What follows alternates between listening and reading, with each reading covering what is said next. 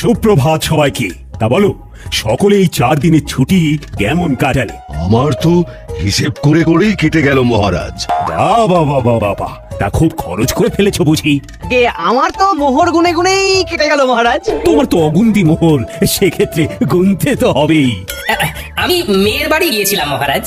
হ্যাঁ, ছুটিতে একটু না ঘুরতে গেলে হয়? আমি বাড়িতেই ছিলাম, খেয়েছিও কম, যাতে খরচ বেশি না হয় আমার সঞ্চিত ধন। হ্যাঁ, বেশি খেয়ে মোহর সব না উড়িয়ে দেওয়াই ভালো। যাই হোক, তাহলে দেখছি এই 4 দিন তোমরা সবাই খুব ভালোই কাটিয়েছো। হ্যাঁ, না মহারাজ, আমরা এই 4 দিনের ছুটি কেউ খুব ভালো করে কাটাই। মানে এই যে তুমি মেয়ের বাড়ি গিয়েছিলে, বৈদ্য এই ছুটিতে এত জিনিস কিনেছে যে হিসেব করেই কাটিয়েছে।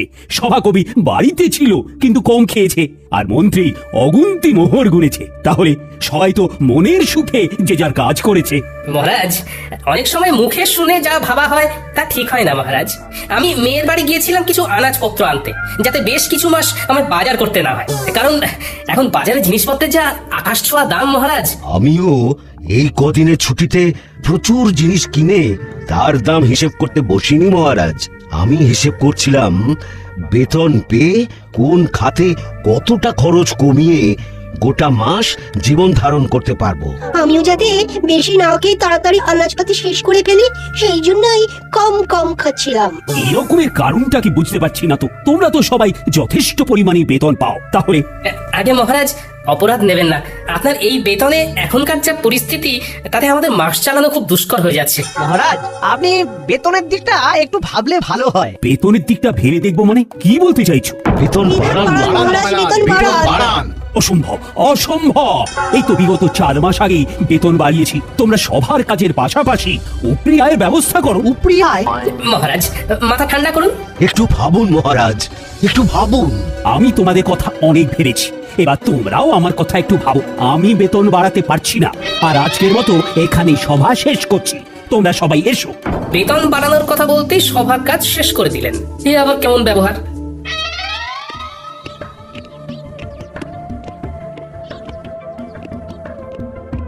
একে মহারাজ, আপনি এখন এই অসময়ে? হ্যাঁ, চলে এলাম আর কি। সবাই একটু গন্ডগোল হয়েছে। তারা বেতন বাড়াতে বলছে রানী।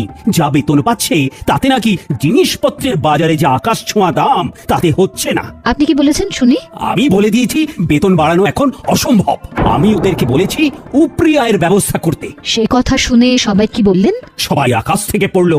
একটা কাজ করুন না মহারাজ, আপনার পশ্চিম দিকের যে মাঠটা রয়েছে সেইখানেই ওদের জন্য কিছু ব্যবস্থা করে দিন না।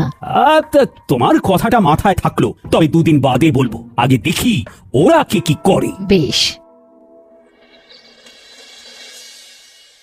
গিন্নি, ও গিন্নি।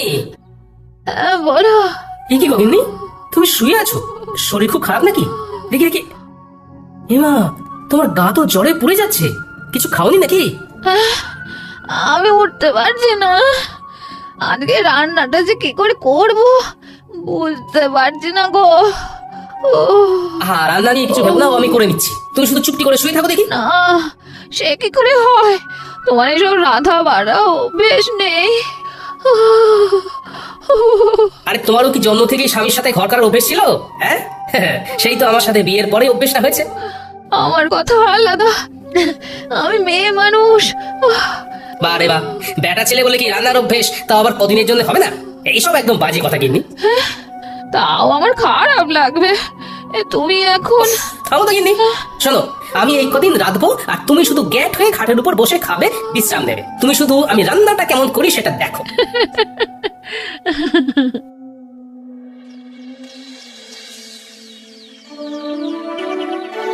সুপ্রভাত।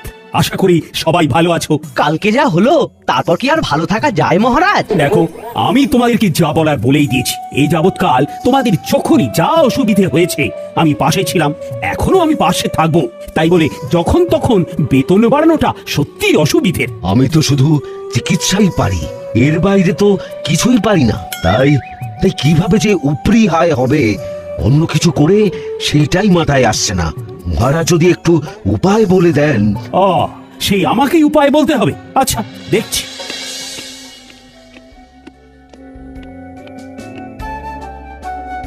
মহারাজ, বলছি কি। সুপ্রভাত রানীমা। সুপ্রভাত। আশা করি সকলে ভালো আছেন। ভালো নেই, খুব সমস্যায় আছি রানীমা। তা আজকে গোপাল আসেনি কেন? তাই তো, তালে করে খেয়ালই নেই। আগে মহারাজ, আমি এসেছি। এ কি গোপাল, এত দেরি হলো যে? তোমার শরীর ঠিক আছে তো? আমার শরীর তো ঠিক আছে, কিন্তু কিন্তু আমার গিন্নির শরীর ভালো নেই, তাই ঘরের কিছু কাজ সামলে রান্না করে আসতে গিয়ে দেরি হয়ে গেল। এই রে ও গোপাল, কটা শাড়ি আর চুড়ি এনে দেবো নাকি? গোপাল, তাহলে সুগৃহিণী দক্ষ রাধুনি হয়ে গেলে নাকি? হ্যাঁ, দরকার পড়লে যদি হই তাতে মন্দ কি বলুন? সকলে চুপ করুন, বরং আপনারা গোপালকে দেখে শিখুন। সে স্ত্রীর শরীর খারাপে নিজে এগিয়ে এসেছে, স্ত্রীর কষ্টটা বুঝেছে। ঠিকই তো, না কষ্ট বুঝলে হয়। এই বৈদ্যমশাই, আপনি আজই গোপালের বাড়ি গিয়ে ওনার স্ত্রীকে দেখে আসবেন। গোপাল, সত্যি তোমার তুলনা হয় না।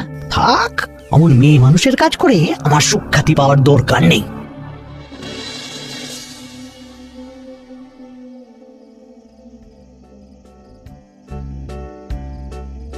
কি ব্যাপার রানী, এমন উদাস ভাবে বারান্দায় দাঁড়িয়ে? ভাবছি গোপাল গিন্নির কত ভাগ্য ভালো। কেন? এই যে সে এমন এক স্বামী পেয়েছে যে তার সব দুঃখ কষ্ট বোঝে। ও, আর তোমার স্বামী বুঝি সেটা বোঝে না? না, কিছু কিছু সময় বোঝে, আবার কিছু কিছু সময় বোঝে না।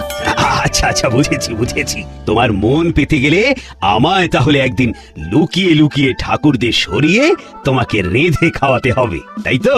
আপনি রাঁধতে পারবেন? কি জানি, তবে চেষ্টা করে দেখতে পারি। আমার মনে হয় আপনি আর আপনার সভাসদেরা, মানে গোপাল বাদে কেউ রাঁধতে পারবেন না। এত বড় অপবাদ দিও না রানী। গোপাল ছাড়াও আর বাকিদের ভিতরে কেউ না কেউ নিশ্চয়ই রাঁধতে পারে। বলছেন? আচ্ছা, একটা কাজ করলে কেমন হয়? কাজ? কি কাজ? আপনাকে ওই দিন বলছিলাম না, আপনার পশ্চিম দিকের মাঠটায় ওদের কিছু একটা উপরি আয়ের জন্য ব্যবস্থা করে দিন। হ্যাঁ, তার সাথে এর কি সম্পর্ক? শুনুন, আপনি আপনার সভাসদদের বলুন তারা ওই মাঠটায় নিজের ইচ্ছে মতো তৈরি করা খাবারের দোকান ওই বিকেল বেলার দিক থেকে রাত্রিবেলা পর্যন্ত দিতে পারেন। তাতে কি লাভ হবে? তাতে এনাদের উপরি আয়ও হবে। সবার কাজ শেষ করে তারা অনায়াসে খাবার দোকান খুলে খাবার বিক্রি করতেই পারবেন। হ্যাঁ, দারুণ বলেছে তো। আচ্ছা, তাই খাবারগুলো কি সভাসদেরই বানাতে হবে? এমন কোনো কথা আছে কি? মানে যেহেতু তুমি তখন ওই রান্নার প্রসঙ্গ তুলেছিলে, তাই জিজ্ঞাসা করছি। সেই খাবারগুলো সভাসদেরই বানাতে হবে এমন তো কোনো বাধ্যবাধকতা নেই। তারা চাইলে তাদের স্ত্রী বা বাইরের কারো সাহায্য নিতে পারেন। তবে যারা নিজের হাতে খাবার বানিয়ে বিক্রি করবেন তাদেরকে পুরস্কার হিসেবে 2 থলি করে মোহর দেওয়া হবে। রানী, তোমার প্রস্তাবটাকে আরেকটু পরিবর্তন করে দিই। সভাসদের এমন বলি, বেশ কিছুদিন ব্যাপী পশ্চিম দিকের বড় মাঠটায় একটা ভোজন মেলার আয়োজন করতে চাই। তাই আমার ইচ্ছে, আমার সভাসদেরা এই ভোজন মেলায় হরেক রকম খাবারের পসরা নিয়ে খাবারের দোকান দিক। তার মধ্যে যে সভাসদেরা নিজের হাতে রান্না করবে তারা প্রত্যেকে পুরস্কার বাবদ 2 থলি করে মোহর পাবে, এবং যে সভাসদের খাবারের দোকানে সব থেকে বেশি বিক্রি হবে সে পুরস্কার স্বরূপ 5000টা মোহর পুরস্কার পাবে। অতীব উত্তম। শুধু শুধু উপরি আয়ের জন্য ওনারা সবাই খাবারের দোকান খুলতে রাজি নাও হতে পারেন, তার থেকে পুরস্কারের কথা বলে মেলায় খাবারের দোকান খোলার প্রস্তাব দেওয়াটা একদম উপযুক্ত। আপনি কালকেই ঘোষণা করে দিন মহারাজ। ভাবছি আমিও যদি দোকান দিই তাহলে আমায় কি পুরস্কার দেবে বলো তো রানী? তা আমি কি জানি।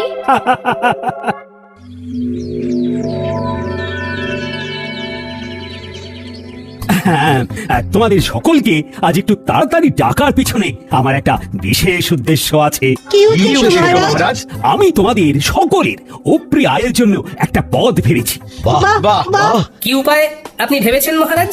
আমি আমার পশ্চিমের মাঠটায় একটা ভোজন মেলার আয়োজন করতে চাই। সে অতীব ভালো, কিন্তু মেলায় গেলে তো খাবার কিনতেই প্রচুর খরচ হয়ে যাবে।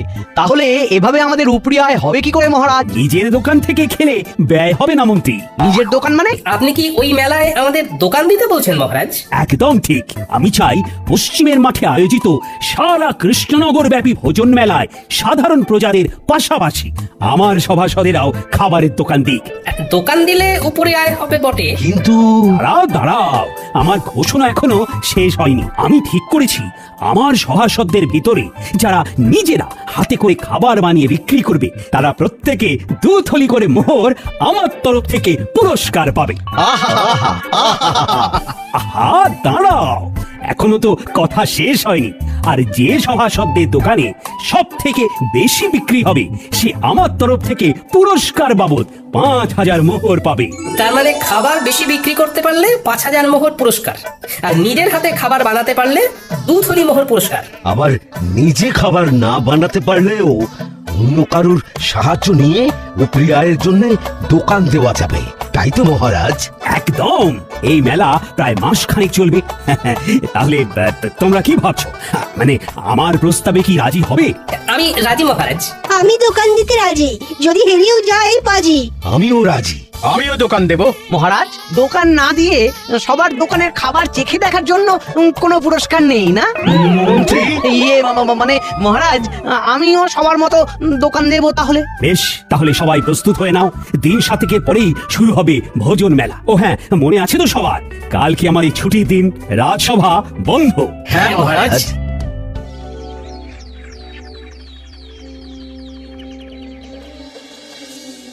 গিন্নি, ও গিন্নি, আরে ও গিন্নি, শোনো না। হ্যাঁ, তাহলে তাহলে তুমি বলছো আমি বেশ ভালো করেই জিলিপি, অমৃতি, গজা এসব বানাতে পারবো না? হ্যাঁ, খুব খুব ভালো করে পারবে। তা আমার প্রতি তোমার এত আত্মবিশ্বাসের কারণ কি? আরে বাবা, জিলিপি অমৃতি বানাতে গেলে শুধু ময়দার মিশ্রণটা এই টকবকে গরম তেলের ভিতরে ভালো করে প্যাঁচ দিয়ে গোল গোল আকৃতি করে পাক দিলেই তৈরি হয়ে যায়। আর এই প্যাঁচ দেওয়ার ব্যাপারে কৃষ্ণনগরে তোমার মতো পারদর্শী আর কেউ আছে বলে তো আমার মনে হয় না। ঠিক বলেছো। তোমারও যা প্যাঁচালো মন, সেই মনের প্যাঁচের মতো আমায়ও যা সুন্দর করে তুমি জিলিপি অমৃতি বানাতে শেখাবে। আহা আহা, তারপর আমার পূর্ব অভিজ্ঞতা তো আছেই। যাকে যাক, এই চলো শুরু করে, চলো চলো।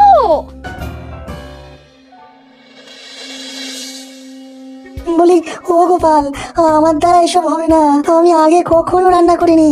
হবে না মানে? সব হবে। তুমি নিজে না একজন বিজ্ঞানী, তুমি এরকম করলে হবে? চেষ্টা করলে সব হয় বন্ধু। আগে গোল গোল লুচি বানাতে শিখতে হবে, তারপর আলুর দম। গিন্নি থেকে সব জেনে এসেছি। এর থেকে সূত্র বা কোনো যন্ত্র আবিষ্কার করা অনেক সহজ। মেলা বেলা হয়ে যাচ্ছে বন্ধু।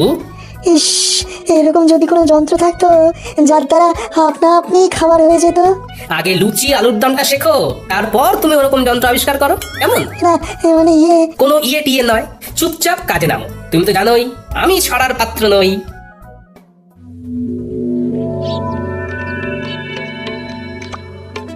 কি হে বন্ধু, কি খবর? বিজ্ঞানী কি রান্না করেছে জব্বর? শিখিয়ে তো এলাম তাকে, একদম ফল পাওয়া যাবে ভোজন মেলায় হাতে নাতে। আহা, কি দারুণ ছন্দ! দেখো তো কেমন বেরোচ্ছে ঘুগনির গন্ধ। কি দারুণ গন্ধ! তা সভাকবি, তুমি কি রাঁধতে পারো? হ্যাঁ, আমি রাঁধতে পারি, তাতে নেই কোনো সংশয়। সেই জন্যেই মেলায় বিকাবো ঘুগনি ও মুড়ি মহাশয়। সাবাস বন্ধু, সাবাস। তা তুমি কি বেচবে গোপাল? ঠিক করেছো কি ঘুম থেকে উঠে সকাল সকাল? না বন্ধু, কিছু ঠিক করিনি এখনো, দেখি কি বিক্রি করি। হ্যাঁ, তাড়াতাড়ি ঠিক করে ফেলো, কারণ খুব তাড়াতাড়ি দিন যে ঘনিয়ে এলো। গোপাল, ভেবেছি চপের দোকান দেব, কিন্তু বেসন গুলতে গিয়েই তো কাল ঘাম ছুটছে। আপনার এই 2 হাতে নিজে এত পাচন গুলেছেন, আর এখন বেসন গুলতে গিয়ে নাকানি চোখানি খেলে হবে? আমার ভয় করছে গোপাল। দেখি তো, আমার সামনে আপনি গুলতে বসুন, কেমন ভয় লাগে আপনার দেখি। গোপাল, তুমি পারো বটে। একবার হাঁক দিলাম আর তুমি সাহায্য করতে চলে এলে। বৈদ্যমশাই, আমরা একই রাজ্যের লোক, তাই বিপদে ডাক শুনেও মুখ ঘুরিয়ে না শোনার ভান করে বসে থাকলে হবে?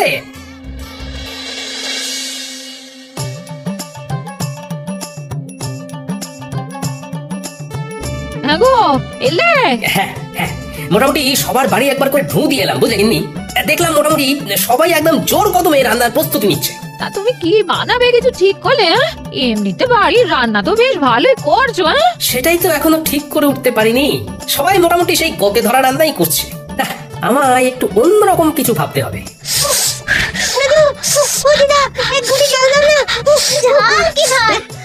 আর খাবো না, নাক মুলছি, কান মুলছি, আর খাবো না। উফ, বাপরে বাপ। দাঁড়া দি, কিন্তু কি খেয়েছিস বলতো? ফুচকা। আমার বাবা শহরে গিয়েছিল, তাই ফেরার পথে ওখান থেকে এনেছিল ঝাল ঝাল ফুচকা।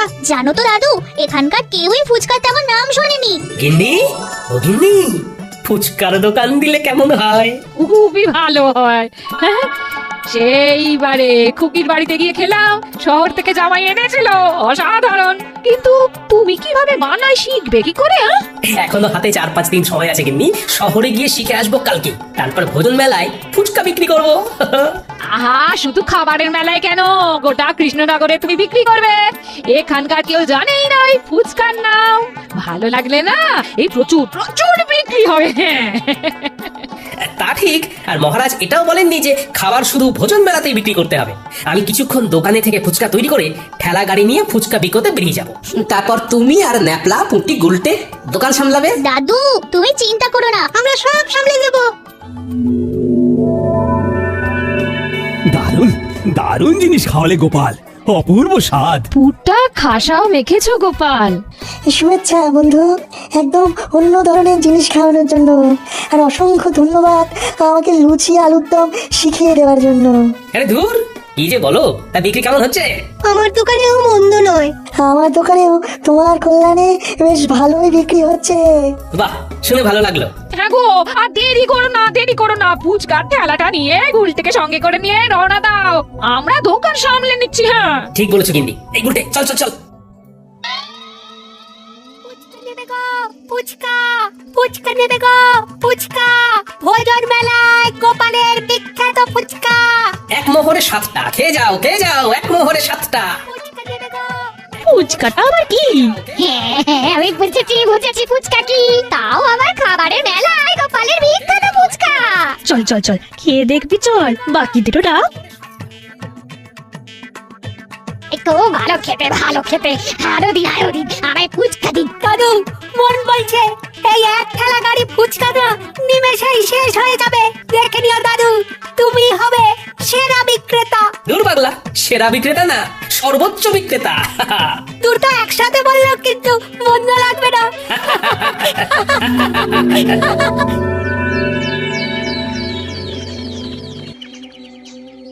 গোনো গোনো খাজাঞ্চি গোনো, কার কত আয় হলো দেখি। মন্ত্রীটা হলো 1, 2, 3, এই সর্বমোট 300 মোহর। তবে মন্ত্রী মশাই নিজেই সব বানিয়েছেন।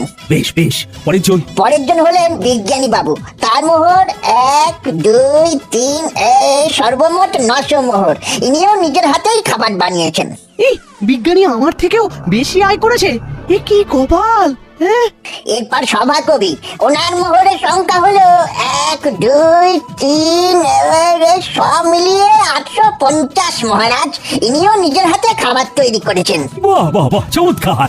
তারপর এরপর বৈদ্য মশাই, ওনার মোহর হলো 1, 2, 3, 600 মোহর মহারাজ। ইনিও নিজেই চপ বানিয়েছেন। এরপর গোপাল, মোহর হলো 1, 2, 3, 7,000 মোহর মহারাজ। ওরে বাবা, সাবাস গোপাল সাবাস, তুমি বিজেতা। এই ফলাফল মানি না, কারণ গোপাল শুধু ভোজন মেলায় নয়, সারা গ্রাম সারা রাজ্য ফুচকা বিক্রি করেছে। মন্ত্রী মশাই, মহারাজ শুধু বলেছিলেন ভোজন মেলায় খাবারের দোকান দিতে। উনি এর পাশাপাশি এরকম কিছু বলেননি যে সেই খাবার কেবলমাত্র ওই মেলা ছাড়া মেলার বাইরে কোনোভাবেই বিক্রি করা যাবে না। তাই আমি আমার ফুচকার বিক্রি বাড়ানোর জন্য মেলা ছাড়াও মেলার বাইরে এই রাজ্যের অন্যান্য গ্রামেও বিক্রি করেছি। সুতরাং আমি জানি আমি কোনো অন্যায় বা অসততার কাজ করিনি। আমি গোপালের এই যুক্তিকে খণ্ডাতে পারবো না, কারণ গোপাল একদম অকাট্য যুক্তি দিয়েছে। ধন্যবাদ ধন্যবাদ গোপাল, তুমি আরেকবার আমাদের চোখ খুলে দেখিয়ে দিয়েছো যে কিভাবে সততার সাথে পরিশ্রম করে নিজের আয় বাড়ানো যায়, কিভাবে বুদ্ধি খাটিয়ে কোনো নতুন জিনিসকে সবার সামনে তুলে ধরা যায়। সেই জন্যই তো গোপাল আমাদের সবার থেকে আলাদা। নাও আনো এবার পুরস্কারটা, তার সাথে সবাই মিলে বলো গোপাল আমাদের সেরা, তাই ধন্য হয়েছি মোরা। গোপাল আমাদের সেরা, তাই ধন্য হয়েছি মোরা। For more updates, subscribe to our channel, click the show links and enjoy watching the videos.